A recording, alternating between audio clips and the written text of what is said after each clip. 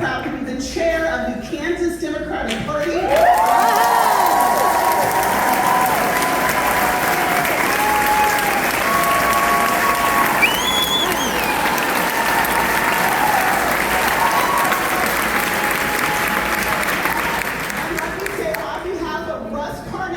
Chair of the Missouri Democratic Party. Got some Missourians in here? That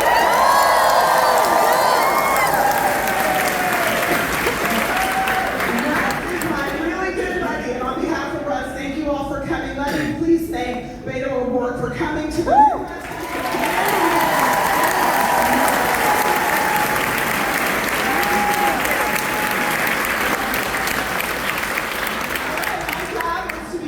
First and foremost, are there any elected officials? If you are an elected official, can you please stand and be recognized? I don't care if it's school board.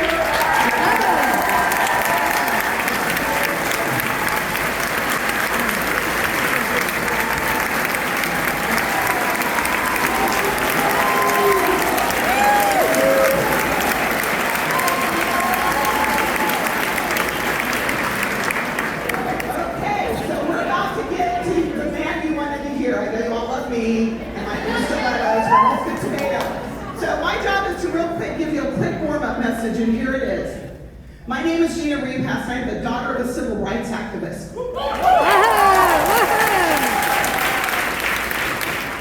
Don't jump to the activist part. Live at the civil rights part. Because my mom used to say to my brothers and I when we were growing up, you guys are getting too comfortable. You're too comfortable. And I shouldn't say it conversational. She had heat on it. And one day I got bold enough to say to my mom, but Mom, isn't that what you guys marched for or went to jail for, some of those songs, so that your children can be comfortable, your children can live in comfort in this country? And my mother said to me, looked me in my eyes and said, absolutely not. We marched and we went to jail. Some of us died, not so you could get comfortable, but so you could have equal access, so you could have equal rights. Don't you dare get comfortable with this country.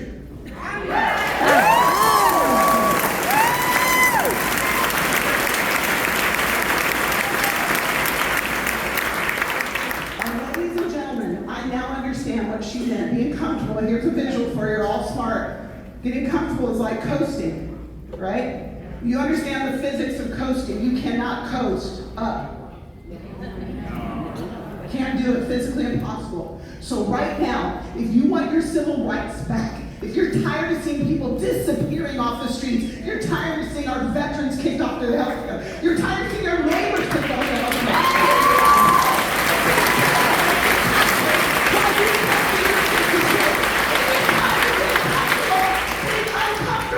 Get comfortable being uncomfortable. And now let's get Beto up here so we can talk about it.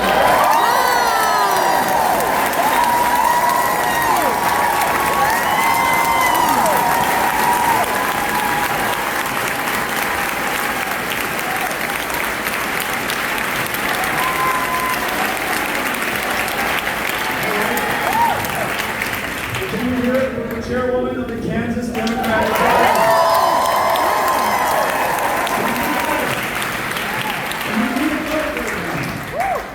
And speaking of fights, how about those Texas Democrats?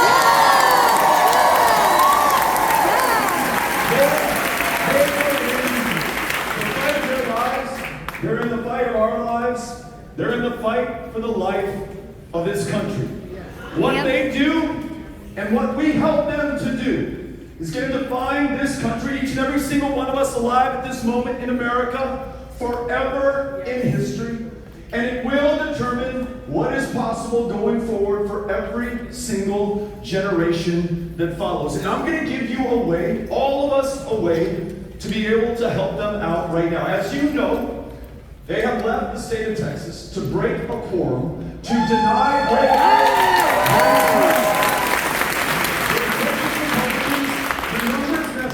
to steal 5 congressional seats currently represented by Democrats in Texas. Now, it is an expensive proposition. The flights, the meals, the lodging, the fines, $500 a day per person. for each and every single one of those 56 members of the state legislature, each and every single one of them Democrats, who has followed their conscience to do the right thing by themselves, by the state of Texas, by you and me, and by America. If you want to support them, there is a way that we can do this. You can text the word FIGHT to the number 20377.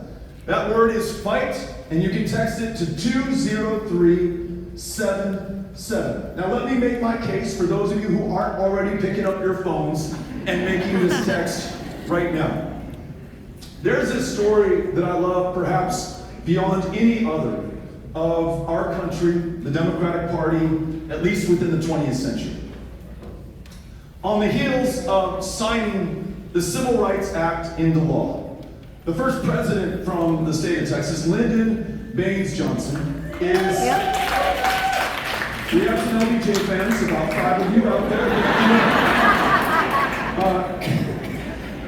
LBJ's in the White House in the Oval Office, meeting with Dr. Martin Luther King Jr., who had just won the Nobel Peace Prize, with Andrew Young, and the three of them are sitting around the table in the Oval Office, and Dr. King says to the president, Mr. President, we will forever owe you a debt of gratitude for what you have done. You used every ounce of political capital that you had to make sure that we could pass and that you could sign into law civil rights, something that we have been working on in this country for nearly 90 years.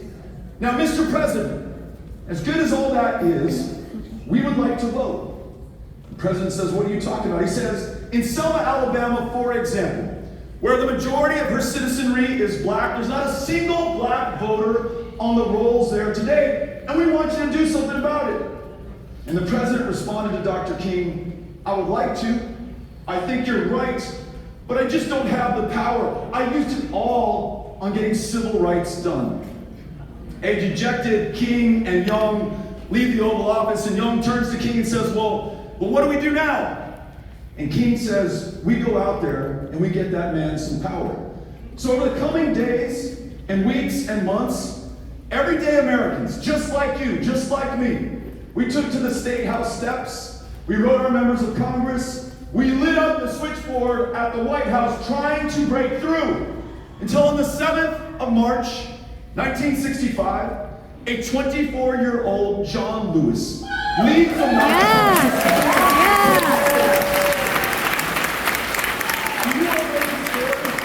trying to get to Montgomery, Alabama, just to win the right to vote peacefully, non-violently, and democratically at that. He nearly lost his life. He and other marchers beaten almost to death. One person actually died over the course of those days trying to get to Montgomery.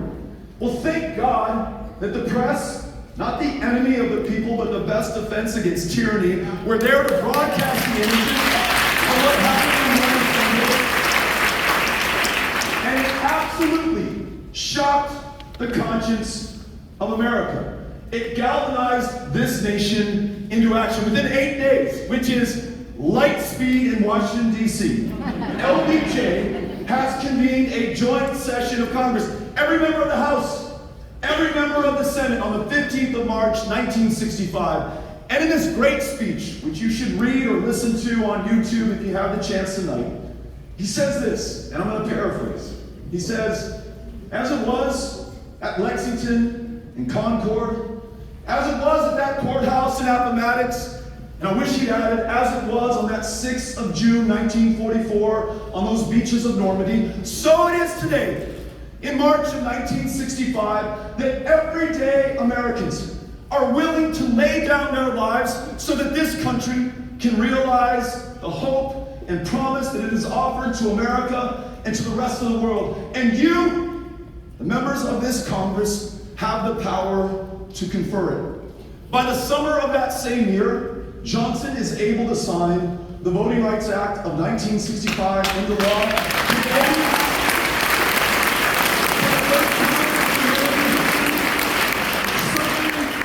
Approaching a true democracy.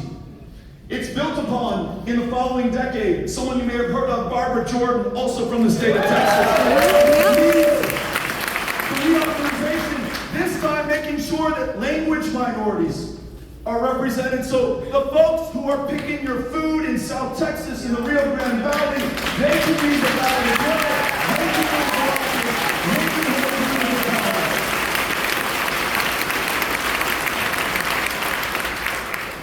And I think about those generations that came before ours.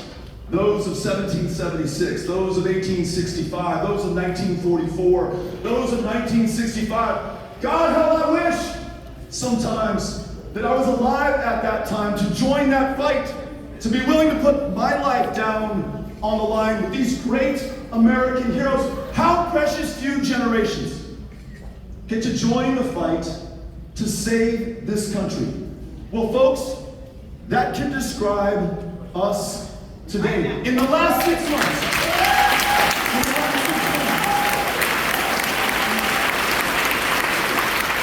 since he was sworn into office, the current president of the United States has defied the co-equal federal courts. He has dismantled congressionally mandated programs and agencies and departments. He has colluded with corrupt public officials, and he has sought at every turn to dismantle this democracy. And now in Texas, he seeks to grab even more power, commanding the governor and the Republican legislature to redraw those boundaries and hand him these seats. Why is he doing this? Because he knows full well that his policies and his conduct over these last 6 months will lose him the House of Representatives without these 5 seats. It turns out that in America, we don't like seeing our fellow Americans cut from Medicaid by the tens of millions. We don't like these Gestapo tactics that terrorize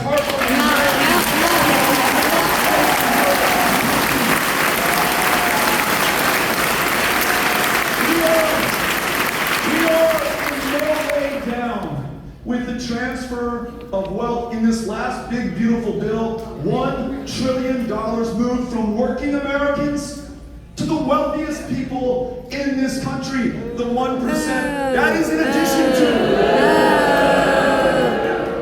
the transfer of wealth that has been taking place for the last 5 decades. If you look at income and wealth inequality in this country, it has gotten worse year after year after year. Presidents of both parties included, but it is going warp speed right now under this president. America doesn't like it.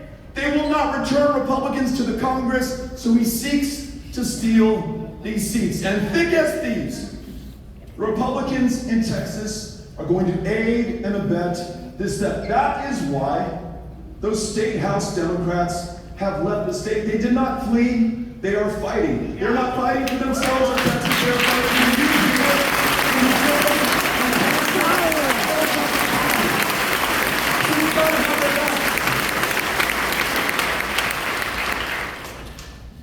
If we fail, I am afraid that the consolidation of authoritarian power after the 2026 election, if we do not claim the House of Representatives by stopping this theft, by picking up another seat in Kansas and everywhere that we can front that fight, consolidation of authoritarian power will be nearly unstoppable. Remember, from the moment he was sworn in as chancellor in January of 1933, it took Hitler 53 days to destroy German democracy. At every turn, every time he defied the German Constitution, every time he exceeded his constitutional authority, every time he dismantled the rule of law, the German press, the German public, the German politicians did too little, and they did it too late. In 53 days, he went from this buffoonish thug who could barely hold power to the undisputed master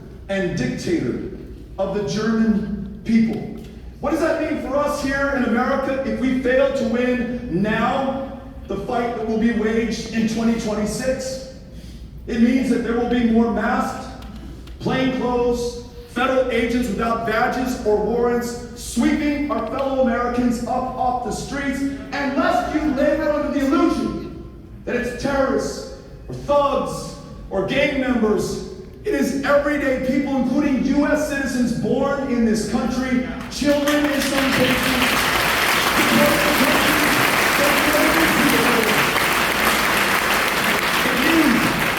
more of Trump's political opponents targeted for retribution, for persecution, and yes, even for violence. In that big beautiful bill that transferred these hundreds of billions of dollars from all of us to the 1% of them, that cut millions off of Medicaid, that's going to slash the payroll at the VA and harm those who put their lives on the line for this country even more. There's $45 billion for new detention capacity within immigration and customs enforcement and DHS. Now I ask you to ask yourself, if immigration in this country, including undocumented illegal immigration across the southern border, is at an all-time low, and it is at an all-time low, if we are conducting roundups in every major and minor American city alike to deport those who are here, sometimes legally here, paroled into place by President Biden and President Trump before him, if we don't have a problem with illegal immigration coming into this country anymore, why would we spend $45 billion for new detention capacity? We already have more detention capacity than we've ever had as a nation. I tell you what, they start with the immigrants, and they expect that you will not stand next to them because you don't want to be associated with terrorists and thugs and gangbangers and folks who have tattoos on their faces and throats and bodies as though that was some kind of fucking crime to begin with.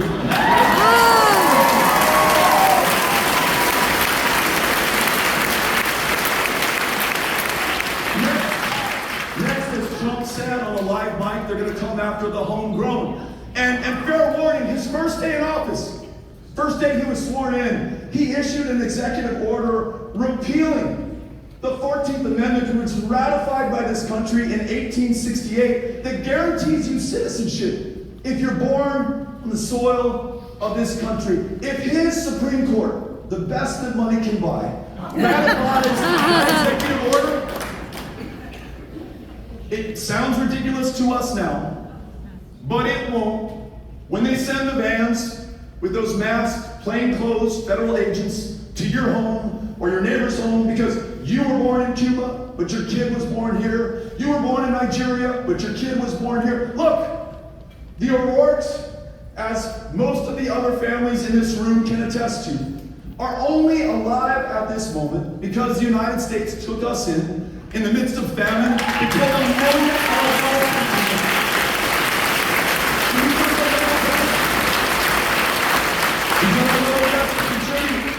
but they will not stop there. Next, it will be the political opponents of the administration. You all know the poem. They came for the socialists, but I wasn't a socialist, so I didn't say anything. Then they came for the trade unions, but I wasn't a member of a trade union, so I didn't speak up. Then they came for the Jews, but I'm not Jewish, so I didn't feel like I had to say a thing. By the time they came for me, there was no one left to say a word. This is exactly what they are doing to us now. It will go on steroids after the 2026 election if we fail to stop them now. The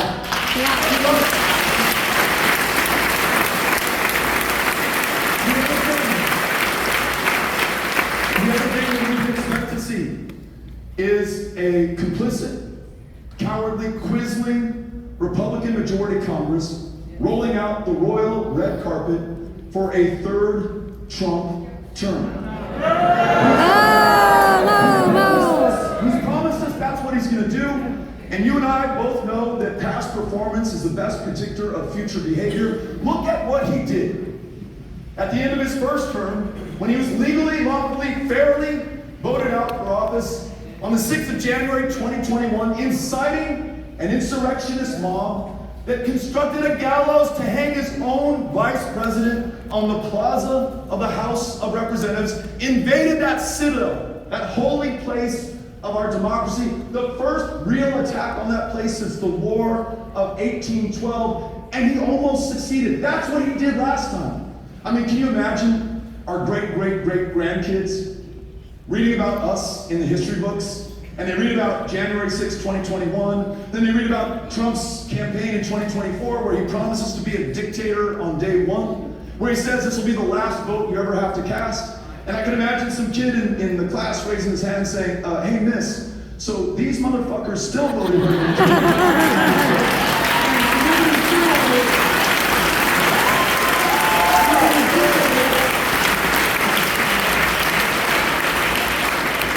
They're going to be reading about us, one way or the other, right? Just like we're reading about John Lewis, just like we're reading about the 300,000 Union dead who lost their lives to defeat the Confederacy and end the institution of slavery, just like we read about those who beat back the British Empire, the most powerful force on the planet at the time. They'll be reading about us as well. You know, Lincoln, speaking of mathematics, he warned us that we will either nobly save or meanly lose the last best hope of Earth. This one is on us. Here's the way that I want you to think about it. Here's the way that I'm thinking about it. You know, we tell ourselves we want to fight back. We always use that phrase, those words, that position, and that posture. But what if we went beyond that? What if instead of reacting or responding or even resisting, and I know that was a popular word in the first Trump administration, but you had a resistance in Germany, you had a resistance in Poland, you had a resistance in the ghettos, you had a resistance in France, and God saved them. They were noble, they were courageous, but that resistance alone would not win the war, and it came too late to save too many. So I ask us, instead of fighting back, to think about fighting through this, think about fighting forward, think about getting off the back foot, onto the front foot, off of defense, onto offense.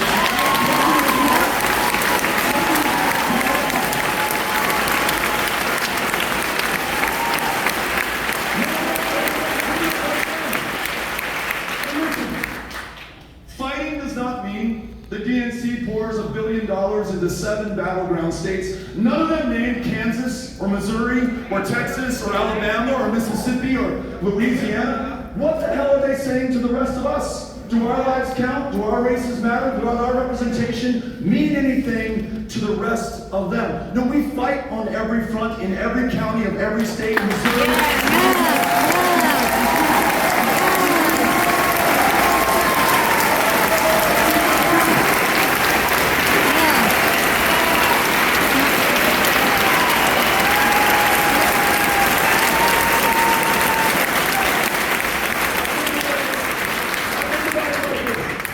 Instead of awaiting the blow to land from these would-be fascists, what if we throw our punch first and we throw it harder?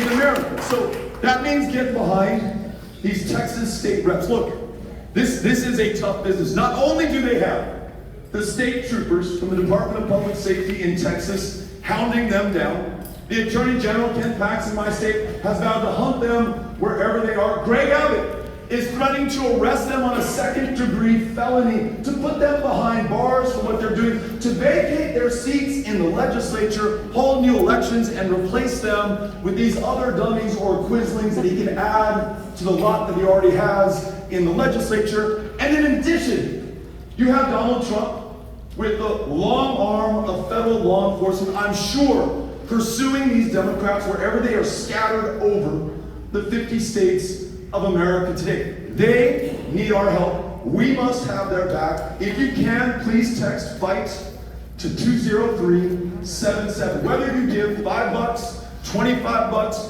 whatever you can do, that message will get through to them, because it's not just the money, although that's important. It is the encouragement and it is the moral support. They need to know they are not alone in this fight, because they are fighting for each and every single one of us. Let me say this in addition. Beyond fighting these fascists and would-be tyrants and the people who are trying to destroy America from within in the most powerful positions in the land, I think we also have to fight for something that our fellow Americans can believe in. I think in 2024, too many of our fellow Americans were confused about what the Democratic Party was saying. I mean, the Democratic Party was saying, like, I want to say democracy. And folks are like, what fucking democracy are you talking about? In Texas, it is harder to cast a ballot or to register to vote than in any other state. In the more than 10 years since Shelby versus Holder, we have the most obscene election laws in the country. One ballot drop-off location per county, including in Harris, it has 5 million people. A racial gerrymander that already exists in the state that has drawn out black and brown people from districts where their votes can count into places where their votes literally do not matter at all. A form of voter ID where you can use your license to carry a firearm to prove who you are at the polling place, but you cannot use your student ID at the University of Texas at El Paso to be able to do the same. And is it a democracy when one man can spend $300 million propping up the presidential candidate of his choice? So I ask Democrats to no longer talk about saving a democracy that has not existed for a long time in America, but instead talk about building a democracy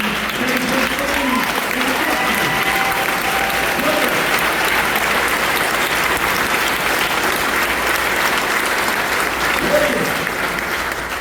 What if we were for repealing Citizens United so corporations are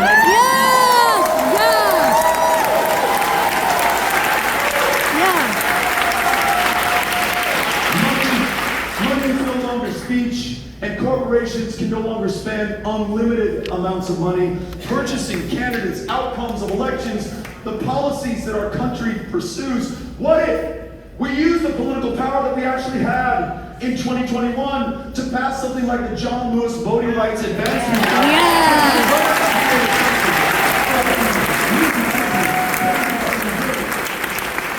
We got big money out of politics, and that no longer called the shots. No more of this corporate stuff on the Republican side, or let's be honest with ourselves, the Democratic one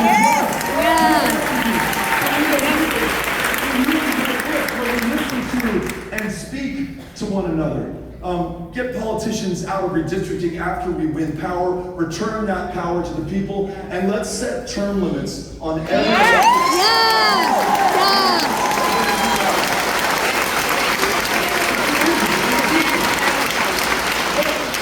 We will not have a political democracy if we can't establish an economic democracy as well. If our fellow Americans cannot get what they need from a government of the many, soon enough they're open to getting what they need from a government of the few, or a government even of only one. We have to lay out a vision for the future, one that is worth saving and fighting for and voting for when Democrats are on the ballot. Guaranteeing, for example, that if you work only one job, that will be enough for you to be able to survive and thrive and take care of yourself and your kids.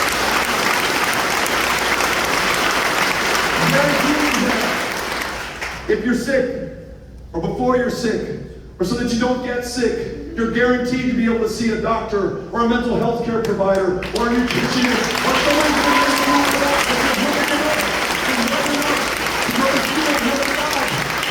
to take care of your kids, to live your life.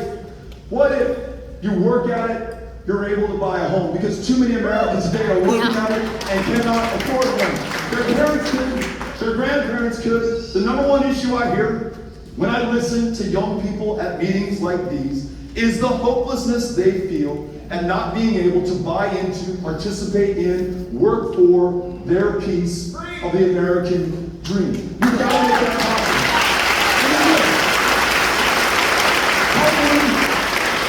How many educators do I have in the room?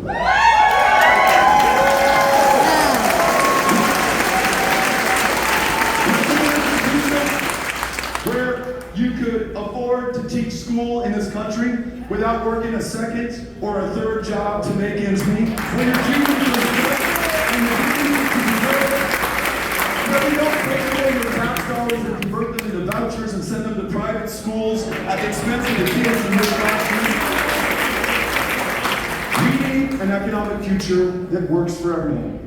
And at home, as well as abroad, we need to make sure that we truly stand for, fight for the human rights of each and every single one of us. No matter who you are, no matter how you were born, We want to make sure that you know that you're in the right place. As they seek to distract us and divide us by attacking trans Americans, let us stand next to those trans Americans right now.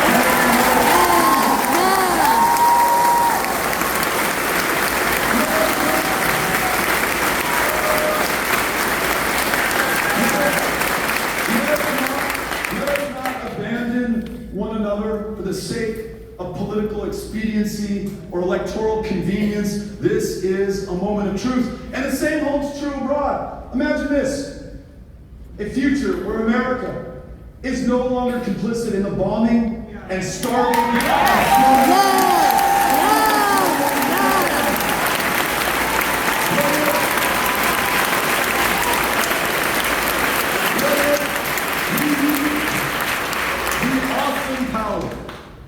And convening ability of this country instead to bring the nations of the region, the nations of the world together, if that's what it takes, to establish a sovereign, independent state for the Palestinian people.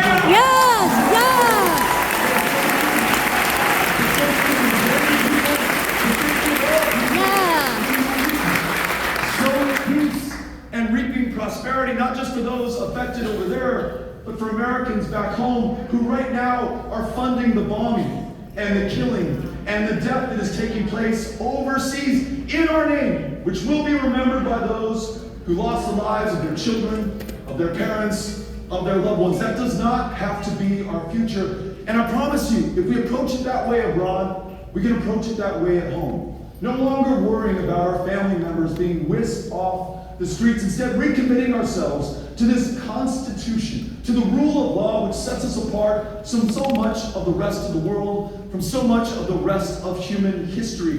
The Bill of Rights, due process, the ability to mount a defense and have the facts presented before a judge, the courts, the press, and the public. How many, God only knows, have already been picked up illegally, sent to detention illegally, deported illegally to a country whose language they do not speak, where they have never been before, including into a gulag in El Salvador, the largest on the planet. Very few ever come out of it, life sentences, and we can't even know their names. Let me tell you, in addition to recommitting ourselves to that Constitution, I imagine this. Democrats have talked an awful good game about immigration for most of my adult life. But the proof is in the pudding. After the 2008 election, we had the White House, we had the House, and we had the Senate, and we didn't do anything. After the 2020 election, we had the White House, we had the House, we had the Senate, and we didn't do anything. Is it any wonder that the American people, who are not hard-hearted, who are not cruel at their basic core, say, look, I've been waiting for decades for the right party to do the right thing, and they're not, so I'm going to roll the dice with this guy. I don't like every proposal, everything he wants to do, but at least he's going to do something. When we win power, and I believe that we will, we must use this power. And that means finally using all the political capital and power like LBJ did in 64 and in 65.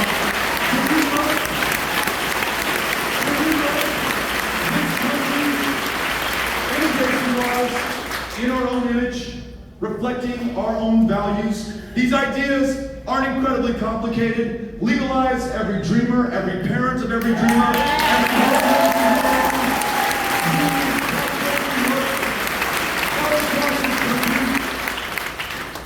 Most of us, Republicans, Democrats, independents alike, are on the same page. We believe in what I just said. We also agree that we should have control of our borders, know who's coming into this country, protect one another from violent criminals, whether they were born right here in Kansas City or in Ciudad Juarez, Mexico. That's just common sense. I'm on board for all of that. But don't let anyone tell you that immigrants are taking anything from us. They are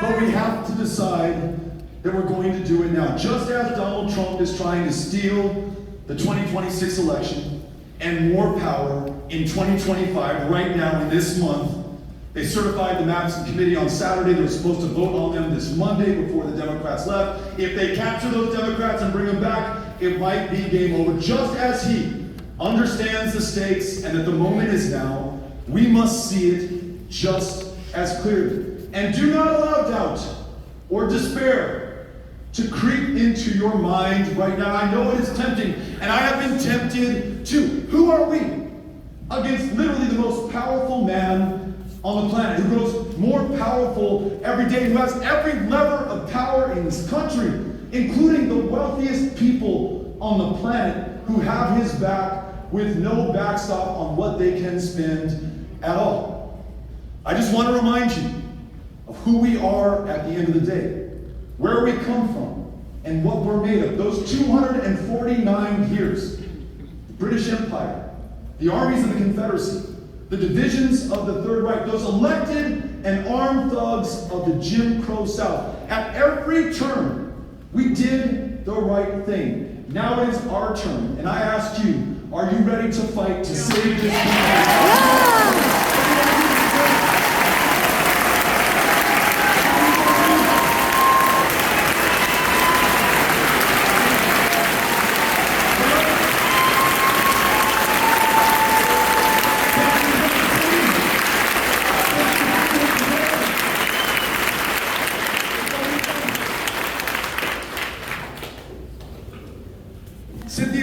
Who is right here next to this part of the